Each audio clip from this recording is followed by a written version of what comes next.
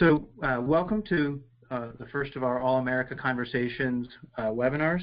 This is going to be an opportunity to share with you some of the information about the toolkit that we developed in support of these conversations, and hopefully an opportunity for you guys to share questions, concerns that you may have about hosting these or similar conversations. My name is Aaron Levy. I'm the Program Director for Sustainability and Civic Engagement at the National Civic League. And I'm joined by colleagues Carla Kimbrough, who's the Program Director for Racial Equity, and by Sarah Lipscomb, who's the Program Director for the All-America City Award and Civic Assistance, both of whom helped in creating this toolkit. And it sort of serves to bring together a lot of resources from across the National Civic League. So where did we come up with this? How did this start? So, over the last year, and maybe even the last few weeks, it's been even more so. For many people, it's felt as though that we're so divided as a country that maybe we can't work together anymore. And we aren't able to speak to whether or not that's true nationally or regionally.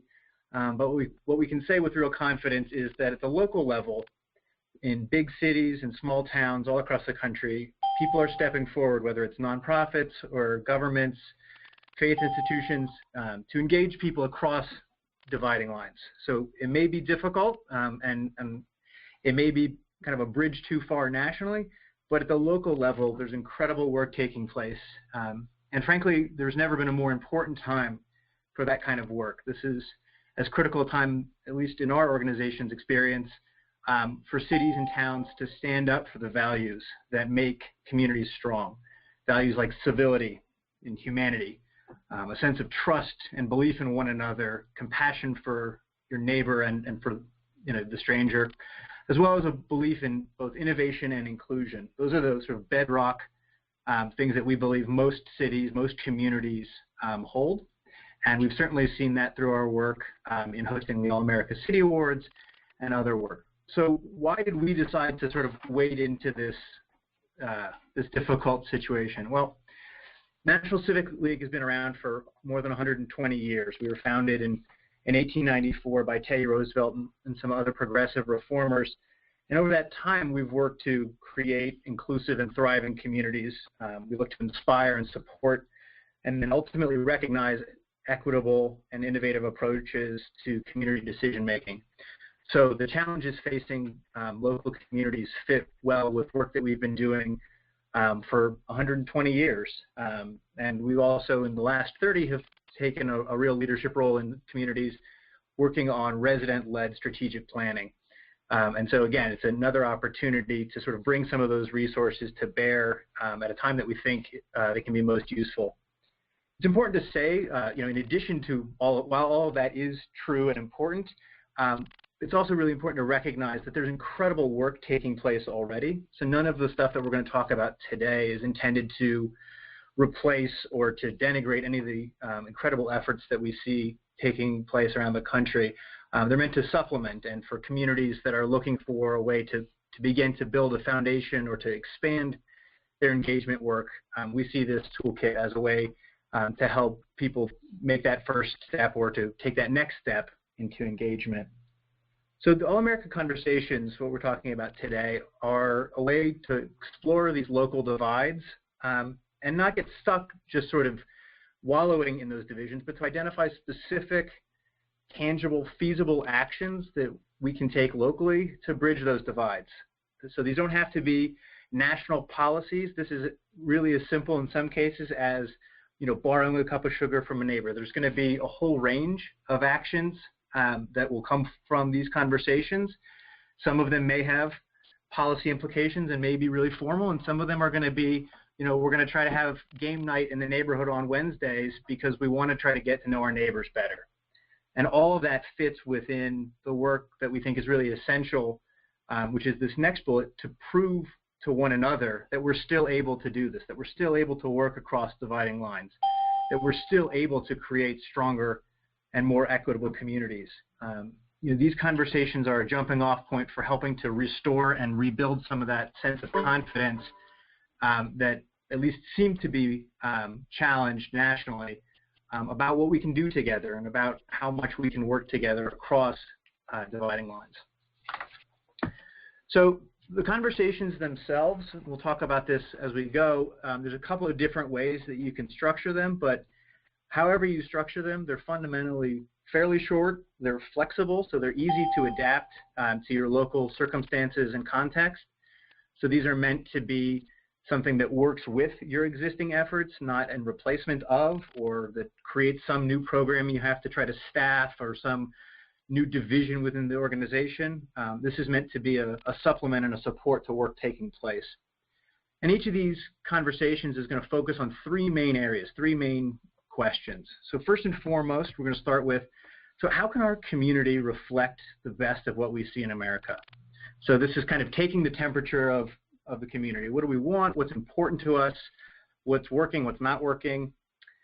Then we want to pivot to what are the divisions in our community and how do they impact our ability to live in the community we want, right? So how, do these divisions matter? Is it perfectly fine that people can't get along? And my guess is that in most of these communities, the conversations are going to say that these divisions, whether they're racial, ethnic, income, people who are new residents or old residents, those divisions are going to be one of the factors that's keeping us from getting to the community we want.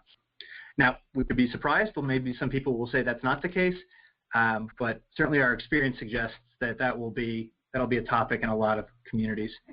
But so given that, we go to this next question, which is the real kind of meat of this, which is, so how do we bridge these divisions? As I said earlier, it's not enough to kind of wallow in the frustration and the sense of loss that we have these divisions. How do we work together, right? We don't have to all agree, but how can we find some places, some specific and tangible actions that we can take locally that are going to make things better for people in our community? And so as we discuss the conversation guide, the questions that we provided, you'll see that a lot of it focuses on drilling down here and giving people a chance to really explore what it will take to bridge these divisions. So why would you hold one of these conversations? You've already given an hour to this. Why would you go to the next step and actually hold one of these conversations? Well, the All-America Conversations are a really powerful way to engage with and to learn from underrepresented groups. So this is a time when it can be easy to sort of retreat and only talk to those we know and to those we feel comfortable with. And what I'm telling you, what we're going to say as an organization is that this is actually the time to come forward and to have that bravery to redouble efforts to engage with groups that you may not have been able to reach in the past. And these conversations are a relatively low-risk way to do that. Another powerful benefit of these conversations is that in addition to going deeper with one particular group, say an underrepresented population, there's also an opportunity to use these to identify and sort of explore shared values between groups. So it may be that your conversation with a set of Somali immigrants reveals really similar values, really similar sense of what they want the community to become to folks in the business community. And that may be something that is surprising. Maybe that's what you'd expected, but it's an opportunity to sort of look at different groups and see how they have things in common that we can build on. Another thing, it feels a little bit crass to say it, but I think it's important, is this is a way for the city, for nonprofits, for foundations to meaningfully demonstrate a commitment to learning from and engaging with residents. There's nothing like taking action to sort of increase people's sense of trust, provided obviously that it's aligned with what you've said you're going to do. And these conversations are a really easy way to get started doing that. They are exceptionally low cost. You might have to pay for some tang and maybe a little bit of snacks, but they're about as cheap as it's going to get in terms of making a real down payment on creating a culture in your community that says we value residents, we see potential in working across these divisions. These conversations are also really powerful for surfacing previously unknown groups and leaders.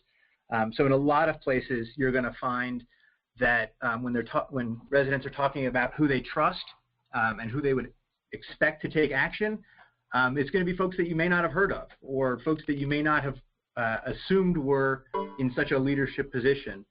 Obviously, that builds out as a city or a nonprofit your understanding of the community, and it also suggests quite clearly where do we need to think about partnership opportunities. Again, another one of the benefits we talked about just a little bit earlier was that through these conversations, you're able to identify the small, specific, and I guess I would add meaningful actions that remind people that we can work together across dividing lines. Again, so much of this, I think, is around a sense of confidence, a reminder of what is possible in the face of some daunting obstacles. Ultimately, people, I believe, and I guess we believe, people do hold more in common than that which divides them, and these are a way to sort of activate that or reactivate that. And the other benefit, I guess, for these conversations that I think is really powerful is that they are as local as you want them to be.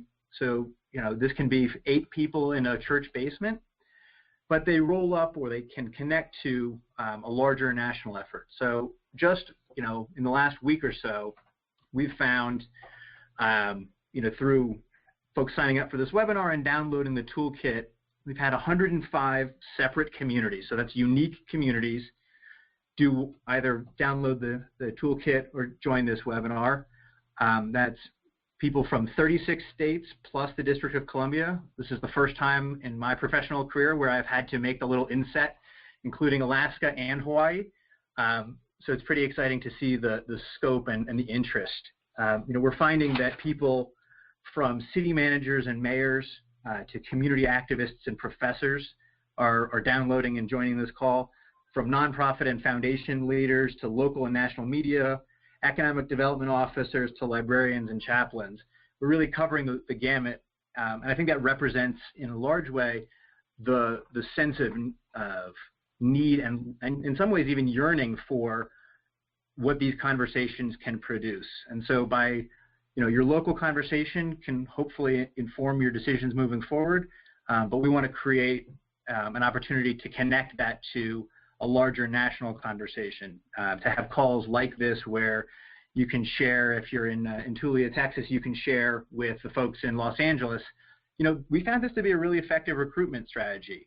If you're in, you know, Great Barrington, Massachusetts, you might want to talk to the folks in Anchorage about, hey, we found that, you know, this part of the guide was tricky and we had to reframe it this way. That's great. We want to create an opportunity for that sort of sharing to take place. So at this point, before we transition into talking a little bit more specifically about what's in the toolkit, I wanted to stop and sort of see if there are any specific questions that folks have. So you should be able to unmute yourself. Failing that, you can click on, there should be a little button that allows you to raise your hand for a Q&A. So I'll just hold it open for a couple minutes and then we'll transition into talking a little bit about the specifics of the toolkit.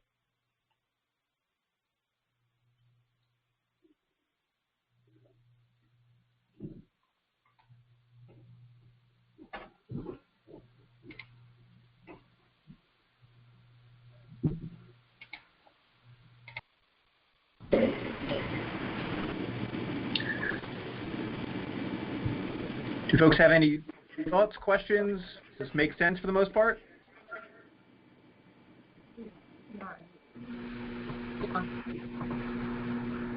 Hello, can you hear me? I can. We can. We clicked in late. I'm just wondering, is there a PowerPoint presentation that we should be following along or just looking at the toolkit? There is a PowerPoint. It's through the webinar link. So if you access this through Eventbrite, it should take you to an online meeting ID, which is going to be All-AmericaConversations. So it'll be, I think it's freeconferencecall.com/AllAmericaConversations should be the link.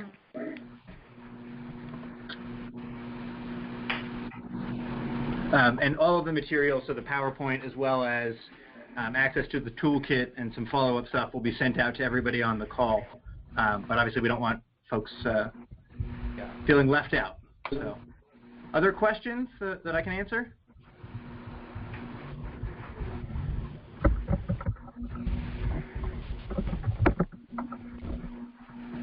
All right, we'll dive.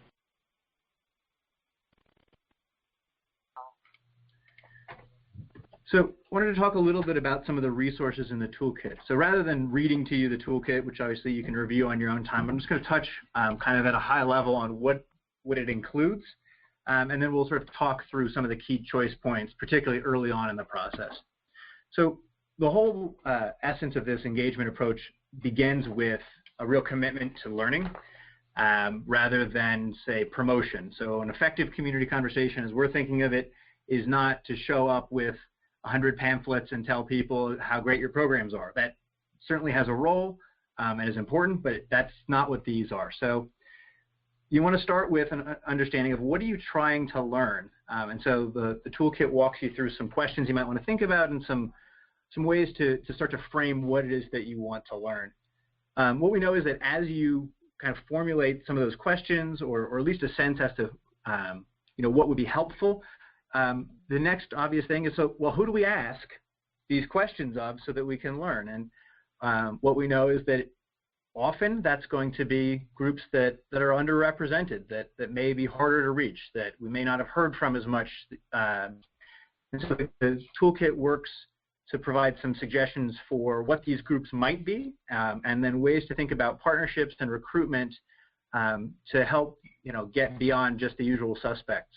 It's really common these days for communities to recognize the need to move beyond the quote-unquote usual suspects, and an incredible good faith efforts are made in communities across the country, but it's still difficult. And so we saw this as an opportunity to provide some tips from our own experience.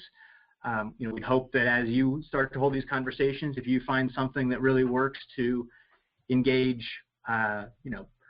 youth, or is really effective at, engaging LGBTQI folks, please share it with us so that we can share it with this larger network. So after you've thought about those two things, what do we want to learn and from whom do we need to learn it, you can start to think about an engagement approach, and we'll lay out the three that are included in the toolkit moving forward. We're going to provide in the toolkit some suggestions for how you recruit. What should a recruitment letter look like? You should feel free to copy and paste out of the toolkit the invitation template and adjust however you see fit. Steal. Take whatever is in the kit and is useful to you and make it your own. We'd ask that if you can keep the name on stuff. That'd be great. But ultimately, this is meant to be resources that you can use and make decisions about on your own. Then in the toolkit, we talk a little bit about where to hold conversations. The sort of short answer is we want to identify locations that enable the groups we're trying to engage to feel comfortable, to feel confident, to feel safe in sharing their opinion. And just to be perfectly blunt, sometimes that means that the facilitator or those of us taking notes are going to be a little bit less comfortable. We may not want to have a conversation in our city hall meeting room. But if we're really committed to learning this kind of stuff, to really going deep, we need to go where people are. And sometimes that means being a little bit uncomfortable because professionally we don't spend time in that part of town, or professionally we haven't been in this barbershop or that church basement. But if we want to do the work that's necessary, we need to put the comfort and ability to engage of residents above our own comfort. Not the most fun thing to say, but I think it's one of the key things that makes the difference between effective and sometimes ineffective engagement efforts. Through the toolkit and a little bit in this webinar, we'll talk about facilitator and note-taker resources. Facilitators can make or break a conversation. Note-takers just as easily can make or break the conversation or our ability to follow up in meaningful ways. So I'd really encourage folks not to neglect that, to see that as a sort of a secondary decision. And so we'll talk a little bit about what that looks like. We'll provide you with a basic script. How do you set up a conversation? And then the kind of the meat of the matter. What do you ask? What are the questions? What are the follow-up questions? What are you listening for? And lastly, the toolkit provides some guidance around how do you make sense of what you heard? How do you theme these conversations? How do you recognize patterns? And how do you turn that learning into reasonable and sort of manageable action? We're going to spend more time on that kind of stuff in future webinars.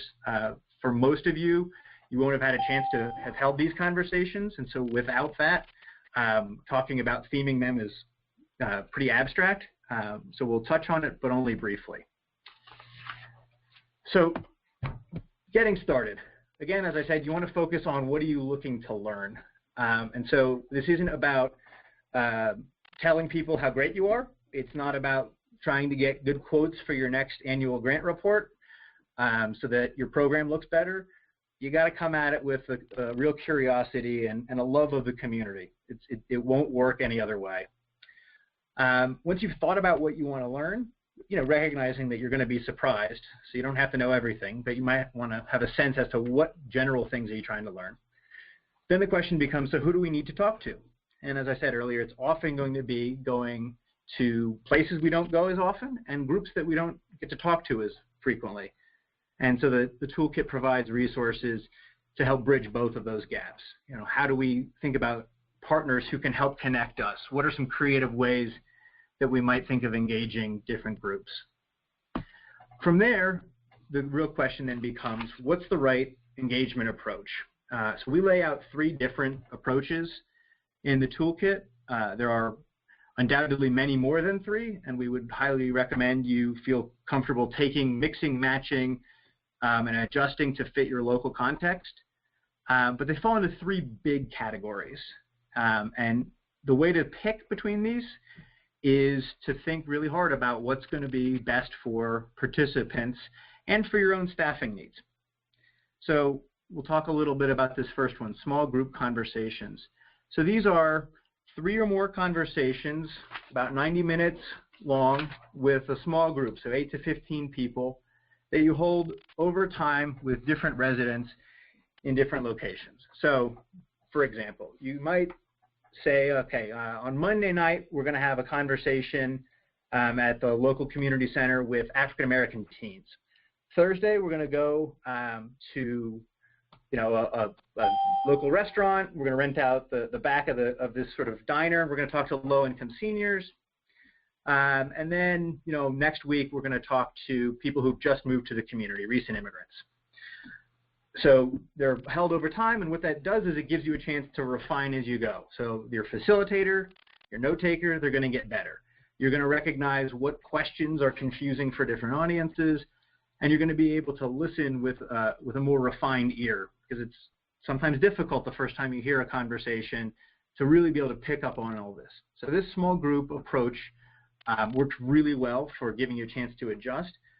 It's really a very powerful way to go deeper with a specific targeted population.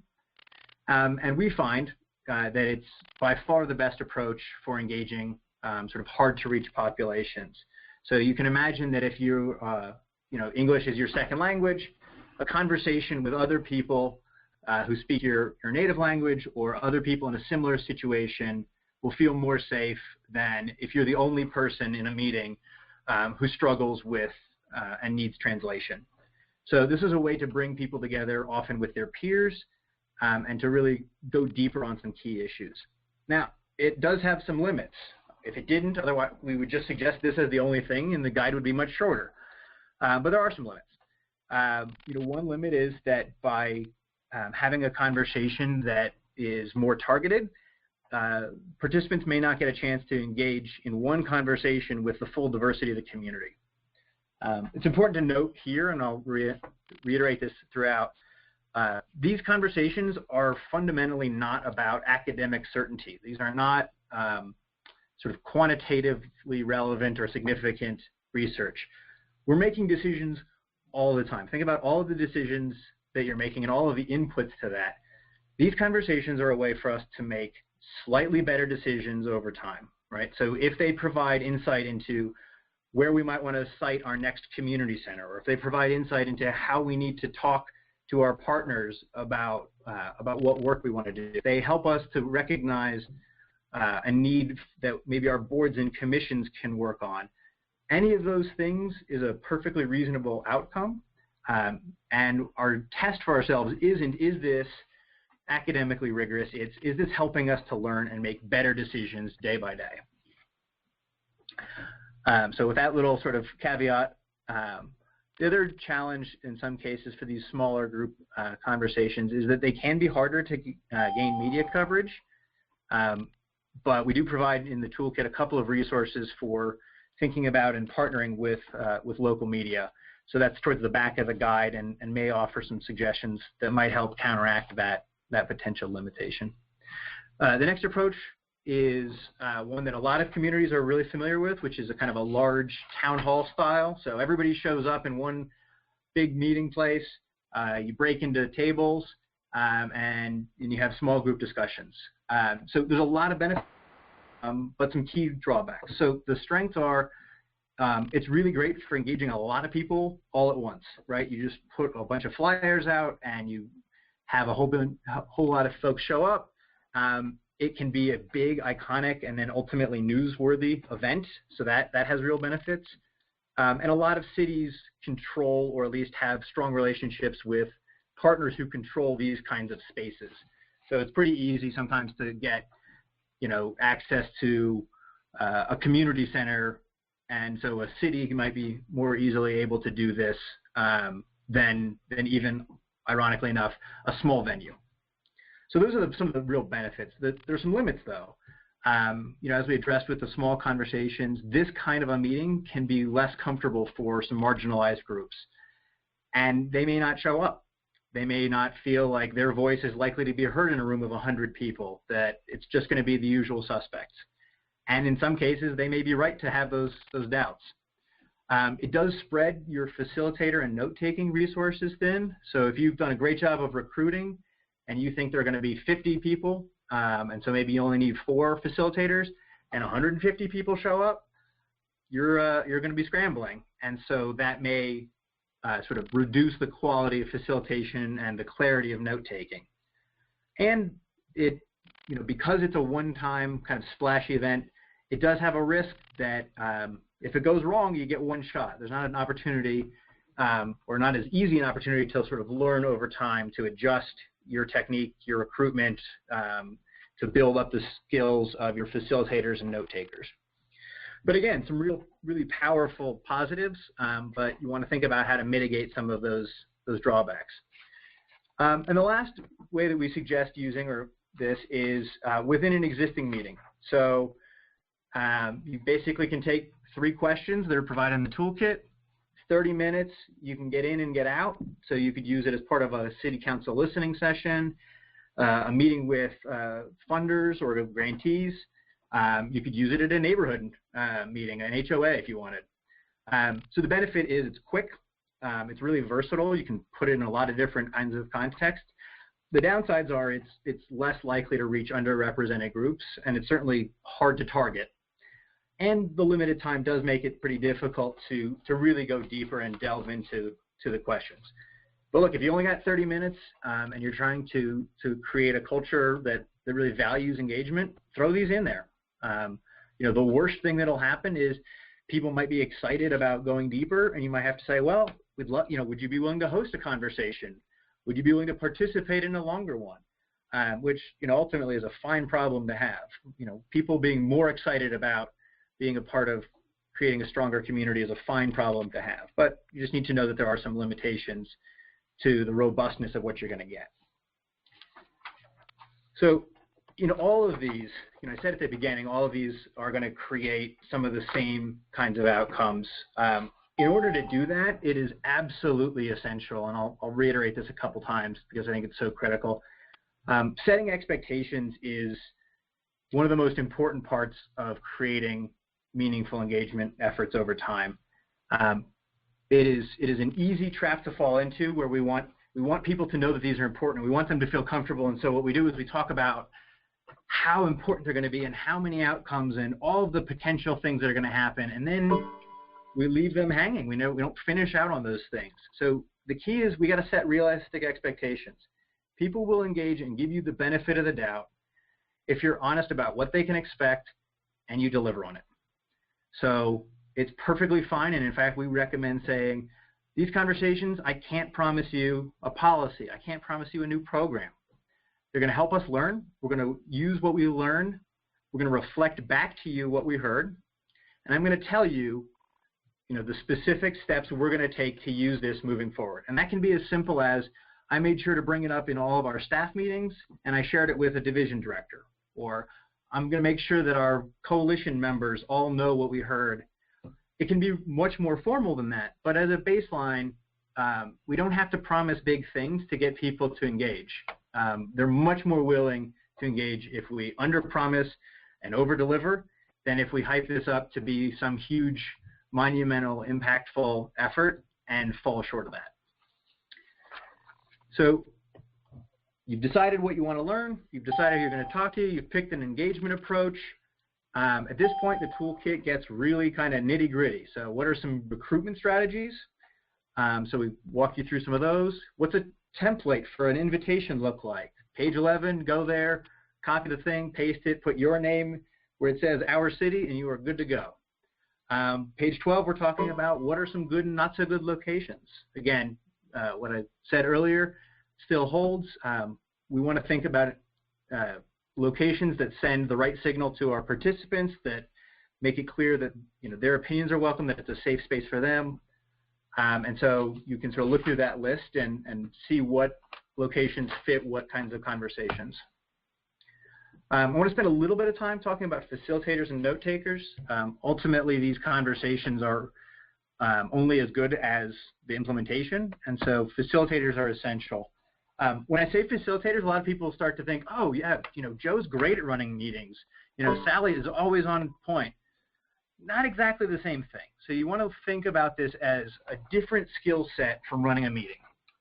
It's not about getting everybody to agree to one thing in a really quick period of time. It's not about knowing Robert's Rules of Order.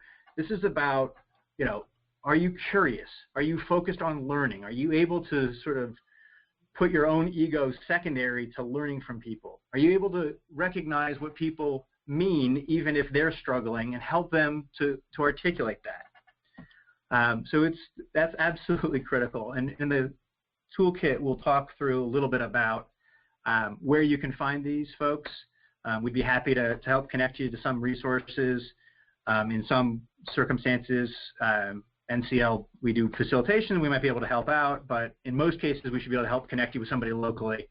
And in the toolkit, it suggests some places to look: community colleges, nonprofit partners, National Coalition for Dialogue and Deliberation has some great resources, and all of that's laid out in the kit.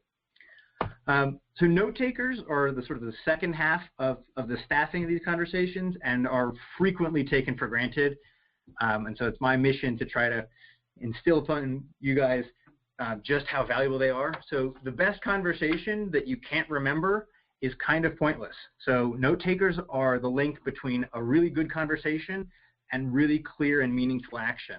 A good note taker is the person who enables you to meet those expectations you set. Because if you don't know what people said and you can't make sense of what you're learning and you can't pass on information, you have just wasted folks' time and you've set the effort back. So note takers are essential. So you want somebody who's curious, who listens for details. This is the person who in your staff meeting 2 weeks later comes back and says, oh, I remember Rebecca made a really great point about that, because they wrote it down and they paid attention. So that's what you want to be looking for. It's not about creating a transcript. So the skill isn't just writing down everything. It's also being able to listen for what people mean. What are some of the ideas that people get stuck on? What really moved the conversation forward? As soon as Fred said that, everybody's posture changed and it was clear that we were all on the same page. No transcript is going to be able to capture that, but a really good note taker can. And we provide in the toolkit a note-taking resource that helps people organize and identify themes in real time. You can go to our website where you downloaded the conversation or the toolkit and download a Word document that you can type right into that helps to organize your notes so you can make sense of things going forward. So we've talked about what it takes to get to the night of the conversation. And so at this point, you have a well-trained, well-equipped facilitator. You're in the right room. You have a great note taker. Everything is, the right people are in the room. You've picked an engagement approach. So now what, right? The curtain comes up on the stage, and what do the actors say? What does it actually look like? So in the toolkit, we walk you through, what do you say to frame one of these? Well, you want to talk about what the purpose of the conversation is. Give people a context for what they're going to talk about, why it matters. You want to describe the role of the facilitator. Why is that guy asking all the questions? Well, what is he up to? How come he asked me to clarify something? So you just want to set the ground rules so folks know what to expect. You want to introduce the note taker. Why is that person in the corner? Why are they taking notes? importantly, in a lot of places, what's going to happen with the notes. And so at this point, you want to reassure people, we're taking notes, only to be able to capture the learning. Nothing you say is going to be tied to your name. Everything is going to be kept anonymous. At that point, people will usually be really comfortable with a note taker, but if you don't say that, you run the risk of derailing the conversation. You want to go over some ground rules. We provide a list of ground rules. You should feel free to add your own, and I would ask people in the room, hey, are there ground rules you want to add that you think we can all hold ourselves accountable to? Again, there's a couple paragraphs on setting expectations. You cannot be clear enough about expectations. That is the most essential part in this intro, really. And then you want to encourage people to sign in. We have a sign-in sheet in the toolkit so that you can follow up with them. You just set the expectation that you're going to take what you learn and reflect it back to them. Well, it's really hard to do if you don't have a sign-in sheet. So this part of the conversation is maybe the first 5 minutes, but it's setting the ground, sort of laying the foundation for a really productive conversation and one where we're able to meet those expectations we've set. So now we're going to dive into the actual questions. And so we shared these earlier, but just to reiterate, we're going to talk about what would it look like if our community reflected what we want to see in America. When people talk about things in the U.S. today, they often say how divided we are by race or religion, immigration. You can add your own local division. Well, so what are the divisions we face here? And then again, this key question, so thinking about what we've talked about, what would it take to bridge these divides? So for each of these sort of big questions, we provide follow-ups in the guide. So what are the differences that you see between the community you want and our community today? When you ask people about their community, and particularly about what they want to see, they're almost always going to give you two things, and sometimes even in the same sense. They're going to tell you what they want, and they're usually going to refer to what they feel they don't have. So I really wish our community was safe and vibrant. Sometimes it just feels run down. So they're telling you what I want, safety and vibrance, and that's different from what I feel now, where actually I feel it's kind of run down. So you're going to get both the aspirational and the sort of the limited with that kind of a question. You want to spend enough time here to really understand what people are trying to tell you. So if somebody says, I want it to feel safe, that can mean a lot of things. So let the conversation play out. If they don't clarify, you can say, I just want to make sure, you really have said that safety is important, and I can see that that's a really important value to you. Can you tell me what you mean? What would it look like if this was a safer community? Or how does safety fit with what Joe said over there? So these are key follow-ups which are going to enable you to go deeper. Throughout the conversation, you want to gently encourage people to go deeper. So now to this middle question, right? What are the divisions we face here? So this is a chance for people to talk about what these divisions are, to talk about how they see them in relation to their own lives. You want to continually compare these divisions to the community that people say they want. So how do these divisions limit our ability to get to where we want to go? How does this fit with what you said is the kind of community we want to have? How does this fit with the challenges you see us facing? And then you want to pivot to this question around, so what's preventing us from bridging this divide? If we all agree we want a safe, vibrant, and connected community, and we all believe that it's really important for neighbors to trust one another, so how come it hasn't happened? What's standing in the way? And if you're brave, and I would encourage you in this case to be brave, I would ask what role, if any, has the city or the nonprofit that you represent played in creating or deepening these divides? At this point, it's important to sort of have that courage to ask those questions. Then we're going to talk about a little bit more about these sort of bridging these divisions. So where could you get started, right? What would some specific basic actions look like that might help this take place? What would make a difference? So in all of these cases, you're looking for really small. Don't ask people to make fully blown policy proposals, but where could we get started? What would be some common ground to build on? And then on this next section, so if they were getting better, what would you see? So again, you want to give people a couple of chances, a couple of bites at the apple, as it were, to share what would give them confidence, what would tell them that things were better, what would you see, what would you feel? They may not be able to articulate how to get there, but if it's really important to them that city council meetings are less contentious, that's great. That's something you want to know. and you may be able to, over a couple of conversations, identify what actions would get you there, but it's really important to help people give you that information about what it would look like at the end. And then you want to find out, as I mentioned earlier, who would you trust to take this action? What are the groups? Who are the local leaders? That's really essential, and you want to spend some real time there. So I mentioned earlier that one of the resources in the toolkit is a section on making sense of what you've heard. I'm going to go through this really quickly because I think this will mean much more after folks have had a chance to have conversations. But you can refer back to the toolkit for instructions on how do you organize your notes, how do you start to identify initial themes and sort of play around with what you find. How do you kind of think about what are people trying to tell us, not just literally, but like what does it mean what they've said. We encourage you to sort of create a story and kind of test it out and kind of play with things. You want to start to think about what did we learn. So if this is the story of our community, what does that mean? What are the implications for our work moving forward? How are we going to use what we learned? Are we going to share it with the council, or are we going to use it in making big decisions about where we sort of site new buildings, or is it something really simple? We're going to promise that we're going to have deeper conversations based on this. That's fine too.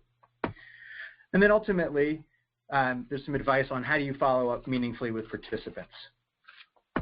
So I recognize we're going quickly, but I do want to leave time for you guys to ask questions. So in most places or most conversation toolkits, they have a frequently asked questions. What we find is that that's less useful than, frankly, this list of frequent anxieties and concerns, because, frankly, these conversations can be a little bit daunting for people.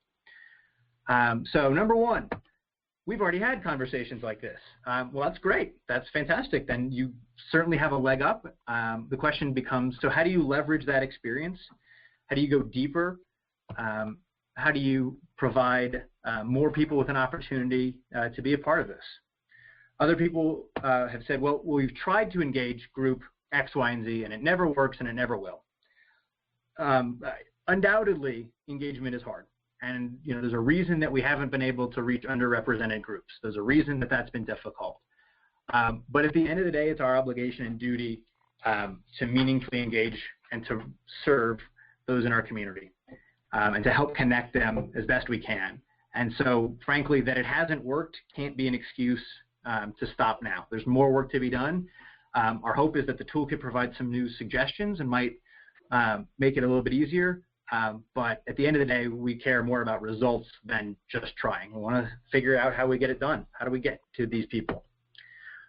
People worry that the conversations will be upsetting or they'll be emotional. And to me, that's a sign that we're doing the right thing. If you have a conversation with somebody about the state of their kid's walk to school and about how they don't feel their kid is safe, or they feel like their grandmother is being harassed at the grocery store because of her ethnicity, if they're not emotional, we're not having a real conversation. Those are meaningful and powerful things.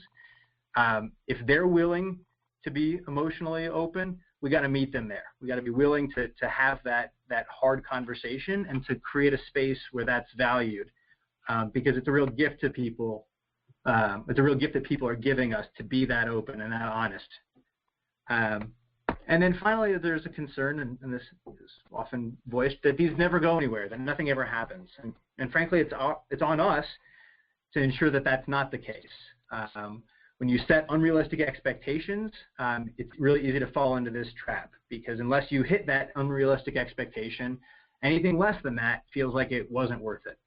On the other hand, if we set a reasonable expectation and we hit it, you start to change that narrative. It's not that these never go anywhere, it's, well, we just delivered on that. What's next? How do we do the next part? How do we keep going?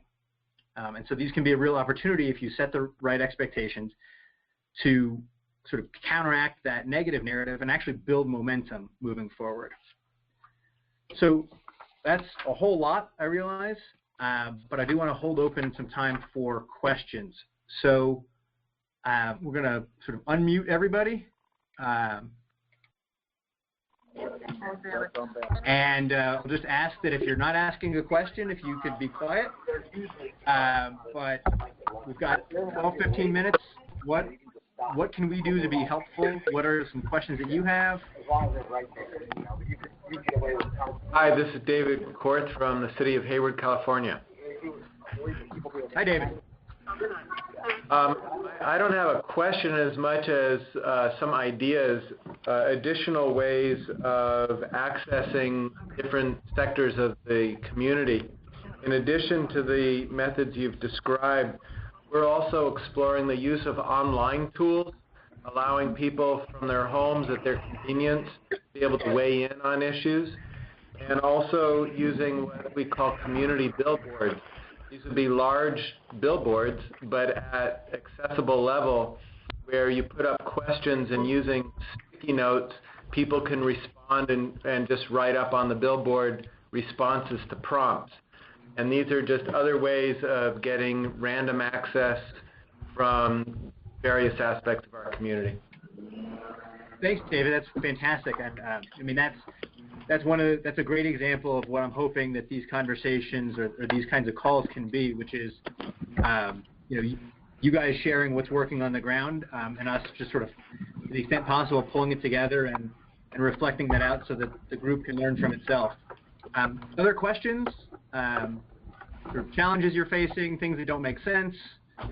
I'm a big fan of pushback and honest critique. So if there's something where you say this is going to fail, it's terrible, that's fine. I'd rather have an honest conversation than a silent one. Yeah. This is Eileen from Westland, Oregon. Can you describe some examples of where this really helped the community conversation? Where were some of the success stories? Sure. So some of the examples that I have actually are from nonprofits more so than cities. The series of community conversations in Nashville, they were looking, actually, it was working with a public television station there. They were all excited about doing a documentary on Kurdish immigrants in the community. And so they went to Vanderbilt and they had a distinguished professor lecture them and film him talking about Kurds and all this stuff. And eventually they decided, we should have some community conversations just for balance. What they found was that the leader in the Kurdish community in Nashville was a guy who had immigrated a little bit before everybody else and had set up a used car dealership. And in the afternoons, he would hold tea and would serve traditional Kurdish baked goods. And so here was this resource that people needed, right? They hadn't had cars. They hadn't needed to have cars previously. They were in a city that doesn't have the most robust transportation. And here was a guy who was creating a space. And so by having a community conversation, they learned of his existence. They learned about a lot more about the Kurdish community. And when they produced the documentary, folks in the Kurdish community wept, saying that they could not believe that their story was so important as to be on TV. It was so important that people had paid enough attention to them to really learn who they were and not just talk about them. So, that's an example of where you can find leadership that you never knew existed. I don't think people were looking through the white pages at used car dealerships for quotes about the Kurds, but that's where the resource was.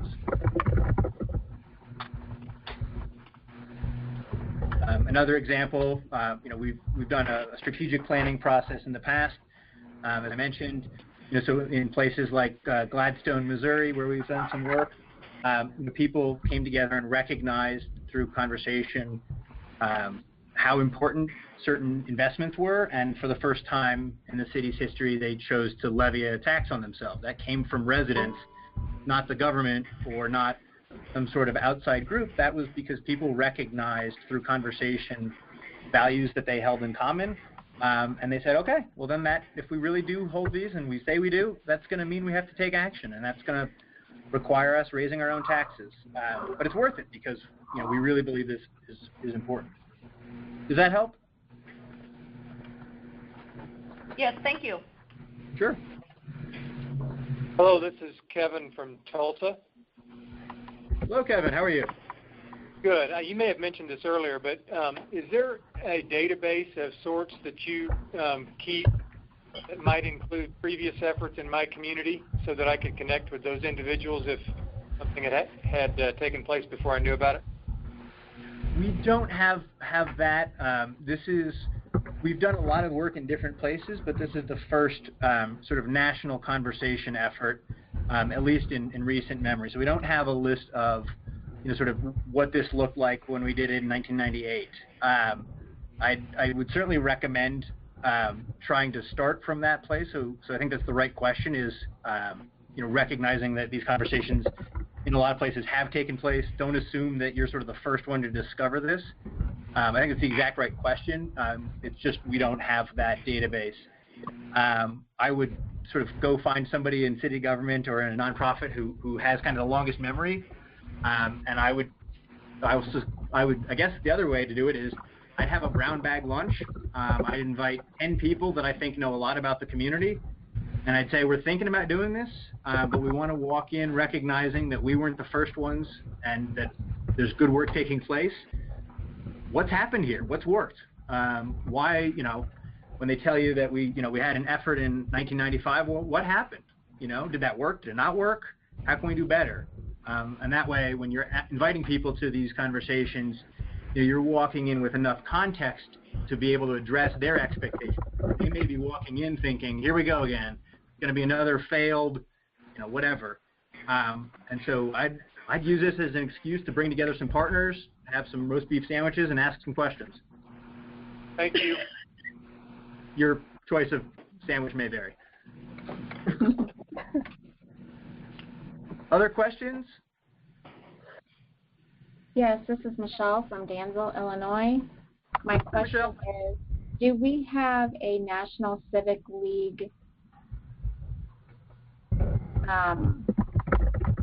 members where we could figure out who the members actually are? Yes, so we do have a membership. Our network is actually more robust than our membership, so there's a lot of people, as evidenced by this call, who are sort of participants but not necessarily members. We could certainly work with you. You're in, you said, was it Danville? Yeah. We could certainly work with you to find some local connections. One thing that I'd like to do moving forward, and all that, it'll be an opt-in situation, but I'd like to post little pins in a Google map indicating where people have expressed interest, so that Michelle, you might be able to find. I know there's some folks in Indiana who have expressed interest, so those may be closer to you than than sort of downstate or Chicago maybe, and that'd be a way to sort of connect you. But our goal is to make it as easy as possible for folks to get in contact with one another and to spend as little time in your guys' way as possible. Thank you. Sure. Other questions, comments, concerns? This is Maureen from Denver. I just wanted to say that I'm really impressed with the materials and feel like they're easily